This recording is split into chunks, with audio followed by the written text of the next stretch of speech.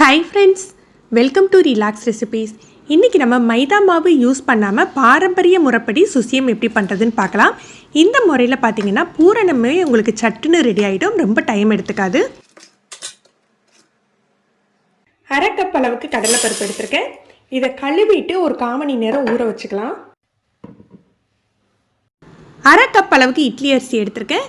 இட்லி அரிசி தான் எடுக்கணும் இல்லைங்க, பச்சரிசி கூட எடுத்துக்கலாம். அரை கப் இட்லி அரிசிக்கு அரை கப் அளவுக்கு வெள்ளை உளுந்து ரெண்டையும் சேர்த்து கழுவிட்டு நம்ம ஊற வச்சுக்கலாம். ஒரு மணி நேரம் ஊறட்டும். பருப்பு நல்லா ஊறிட்டு இது இப்போ ப்ரெஷர் குக்கரில் ஒரு 3 விசில் வேக வச்சுக்க போகிறோம்.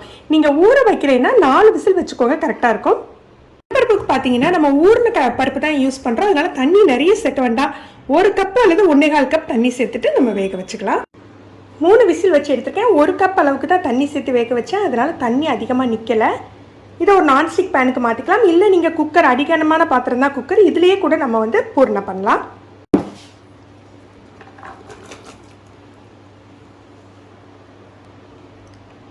எந்த கப்புக்கு பருப்பு எடுத்தோமோ அதே அளவுக்கு வெல்லமும் தேங்காய் துருவலும் சேர்த்துக்கலாம். இனிப்பு நம்மளுடைய டேஸ்ட்டுக்கு தகுந்தாப்புல தான் கொஞ்சம் இனிப்பு கூட்டி குறைச்சிக்கலாம். நீங்கள்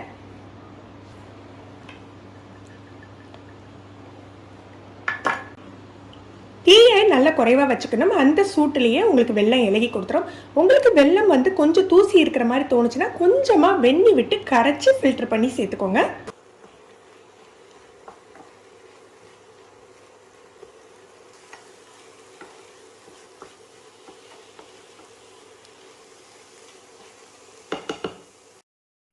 ஒரு அரை டீஸ்பூன் ஏலக்காய் தூள் சேர்த்துக்கிறேன். நான் சீனியோடு சேர்த்து திரிச்சு வச்சுருக்கேன், அதனால் அரை டீஸ்பூன் சேர்த்துருக்கேன். நீங்கள் தனி ஏலக்காய் தூளாக இருந்தால் 1/4 டீஸ்பூன் கூட போதும். வெல்லம் இலகி நல்லா சேர்ந்து 1 ஸ்பூன் போல் நெய் சேர்த்துக்கலாம். நெய் இதுக்கு நிறைய தேவைப்படாது.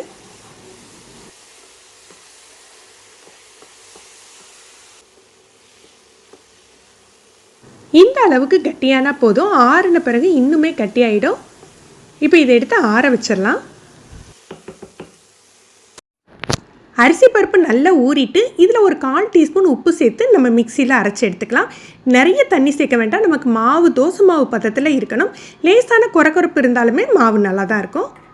பாருங்கள், இதுதான் பதம்.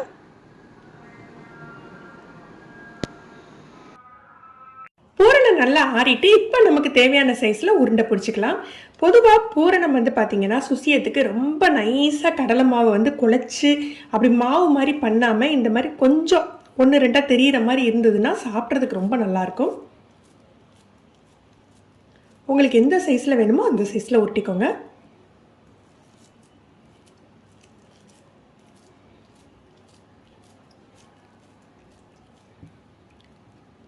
இந்த மாதிரி நம்ம சரியான அளவில் தண்ணி வச்சு பூரணம் பண்ணால் டக்குன்னு ஒரு 5 நிமிஷத்துலேயே உங்களுக்கு பூரணம் கட்டிப்பட்டுரும். ரொம்ப நேரம் போட்டு அதை கிளறி ஒன்று போல் ஆக்கணும்னு அவசியம் இல்லைங்க.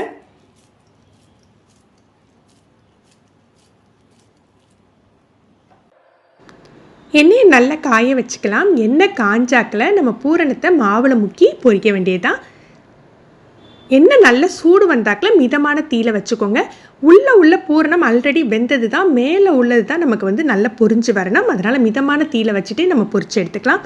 ரொம்ப குறைச்சி வச்சு உள்ளெல்லாம் வேகணும் அப்படின்னு அவசியம் இல்லை.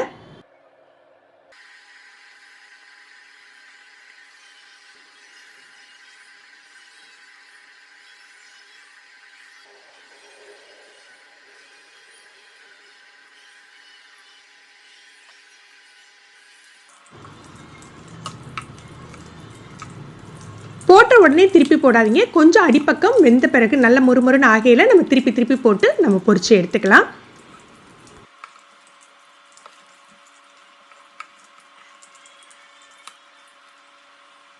சுசியம் ரொம்ப பொன்முறுவலாக ஆகாதுங்க. நம்ம அரிசி மாவும் உளுந்த மாவு தான் சேர்த்துருக்கோம். லேசாக அங்கங்கே சிவப்பு கலர் வந்தாக்கிலேயே நம்ம எடுத்துடலாம். நம்ம வழக்கமாக செய்கிற மைதாவில் செய்கிற சுசியத்தை விட இது ரொம்ப டேஸ்டியாக இருக்குங்க. நீங்கள் இதை ஒரு தடவை செய்ய ஆரம்பிச்சிட்டிங்கன்னா அடிக்கடி இதான் செய்வீங்க. நீங்கள் ஃப்ரெஷ்ஷாக மாவு அரைச்சி செய்யாட்ட கூட நம்ம வீட்டில் இருக்க தோசை மாவில் உப்பு அதிகமாக போடாத தோசை மாவு இருந்ததுன்னா நீங்கள் அதில் கூட செய்யலாம். ஃப்ரெண்ட்ஸ், நீங்களும் இந்த ரெசிபி ட்ரை பண்ணி பாருங்கள். எப்படி இருந்ததுன்னு கமெண்ட் பண்ணுங்கள். இந்த வீடியோ உங்களுக்கு பிடிச்சிருந்ததுன்னா லைக் பண்ணி ஷேர் பண்ணுங்கள். நீங்கள் ஃபஸ்ட் டைம் இன்றைக்கி தான் ரிலாக்ஸ் ரெசிபிஸ் பார்க்குறீங்கன்னா சப்ஸ்கிரைப் பண்ணிக்கோங்க.